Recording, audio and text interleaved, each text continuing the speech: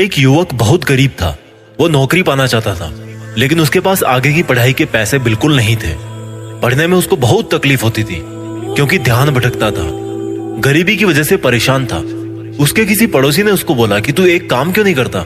युवक ने बोला क्या? बोला कि तू एक काम कर, अपने शहर में जो सरकारी दफ्तर है ना, वहां पर जो सबसे बड़े अफसर हैं उनसे जाकर के तू उनसे कुछ सलाह ले, कुछ हेल्प मांग। युवक गरीबी से परेशान था और कोशिश कर करके थक चुका था, तो सोचा चलो मदद मांग लेते हैं अधिकारी साहब से। अगले दिन सुबह वो युवक नहा धोकर तैयार होकर उस सरकारी दफ्तर में उस बड़े अधिकारी से मदद मांगने के लिए पहुंचा कि कुछ सलाह मिल जाए, कुछ पैसा मिल जाए। लेकिन वो बड़े अधिकारी उस वक्त ऑफिस में नहीं थे। तो पियोन ने जवाब दिया कि वेट कर लो, थोड़ा सा आते ही होंगे बस। युवक घबराया हुआ था कि इतने बड़े साहब से वो कैसे बात करेगा, और वो इतना घबराया हुआ था कि घबराहट में वो साहब की ऑफिस में साहब की खाली कुर्सी पे ही बैठ गया और साहब का इंतजार करने लगा। उसको पता भी नहीं था कि वो साहब की कुर्सी पे ही बैठा है। थोड़ी देर में साहब दफ्तर में पहुंचे तो देखा कि एक नौजवान युवक उनकी कुर्सी पे बैठा है। साहब का गुस्सा 7वें आसमान पे चढ़ गया। साहब उस पे चिल्ला बैठे, तुम कौन हो? तुम्हारी हिम्मत कैसे हुई मेरी कुर्सी पे बैठने की?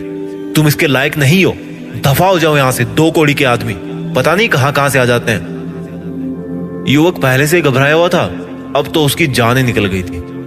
वो नजर झुकाकर हड़बड़ाता हुआ वहां से लौट करके वापस आ गया। उसको बहुत रोना आया, बहुत गुस्सा भी आया अपनी किस्मत पे। लेकिन इस पूरे घटनाक्रम की वजह से उसके मन में वो एक बीज पड़ चुका था जिसकी उसको बहुत समय से तलाश थी। उसके कानों में उस साहब की एक एक गाली गूंज रही थी। अब वो ठान चुका था कि अब चाहे कुछ भी हो जाए, मैं उस कुर्सी के लायक बन के रहूंगा। चाहे भूकंप आ जाए, दुनिया नष्ट हो जाए, चाहे मुझे भूखा सोना पड़े, पर मैं उस कुर्सी के लायक बन के रहूंगा। बस मुझे और कुछ नहीं पता, सिर्फ इतना पता है कि मैं उस कुर्सी के लायक बनने जा रहा हूं। लड़के ने दिन रात एक कर दी, खूब मन लगाकर पढ़ाई करी, मेहनत करी। वो एग्जाम में इतनी अच्छी रैंक लेकर के आया कि उसको अपनी मर्जी का वर्क प्लेस चुनने का ऑप्शन दिया गया, और उसने अपने शहर की वही ऑफिस चुनी जिस ऑफिस में उसकी बेइज्जती की गई थी। वो जब वहां पे अपने पहले दिन पहुंचा तो वो जो पुराने वाले साहब थे ना, जिनका रिटायरमेंट का टाइम आ गया था और जिनकी जगह लेने के लिए यह इतनी कम उम्र का युवक जा रहा था, उन साहब ने युवक की बहुत प्रशंसा की और एक सवाल पूछा कि जिस दिन मैंने तुम पर गुस्सा किया उस दिन अगर तुम चाहते तो मुझे पलटकर जवाब दे सकते थे, क्योंकि मैंने तुम्हें बहुत भला बुरा कहा था, लेकिन तुमने ऐसा क्यों नहीं किया? उस युवक ने मुस्कुरा करके जवाब दिया कि सर, वैसे तो मैं उस दिन आपसे बहुत छोटा आदमी था, लेकिन अगर मैं फिर भी हिम्मत करके आप पर गुस्सा किया होता तो आज मैं आपकी इस कुर्सी के लायक कभी नहीं बन पाता। क्योंकि जो ताकत, जो हिम्मत मुझे इस कुर्सी के लायक बना पाई है ना, अगर मैं आप पर उस टाइम गुस्सा किया होता तो वो जो ताकत थी उसी वक्त वो बर्बाद हो जाती।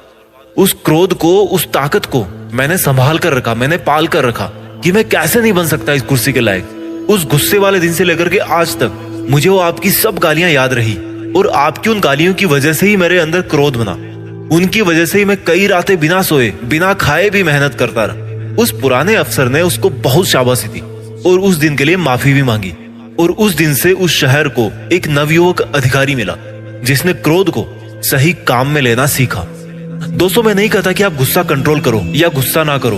मैं आपको इतना जरूर कहना चाहता हूं कि जब भी आपको गुस्सा है, आप उस गुस्से की ताकत को पहचानो।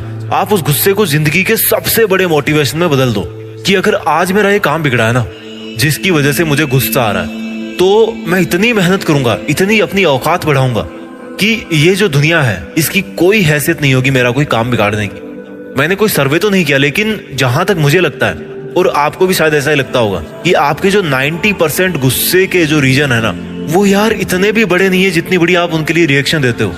आप बिना फालतू, बिना सोचे समझे अपनी वो जो इतनी बड़ी एनर्जी है उसे ऐसे ही बर्बाद कर देते हो। वो सामने वाला कौन होता है आपकी एनर्जी बर्बाद करने वाला?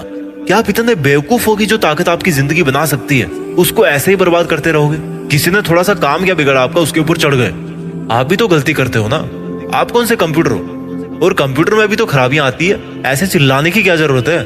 एक शिष्य ने अपने गुरुजी से पूछा कि जब 2 लोगों को गुस्सा आता है तो वो ऊंची आवाज में बात क्यों करते हैं, जबकि वो गुस्सा करते टाइम तो आमने सामने खड़े होते हैं, कम वॉल्यूम में भी बात कर सकते हैं। गुरुजी ने बड़े प्यार से कहा कि जब इंसान गुस्सा करते हैं ना बेटा, तो वो इतने करीब नहीं होते जितने वो दिखते हैं। उनके जो दिलों की दूरियां हैं वो बहुत ज्यादा बढ़ जाती है।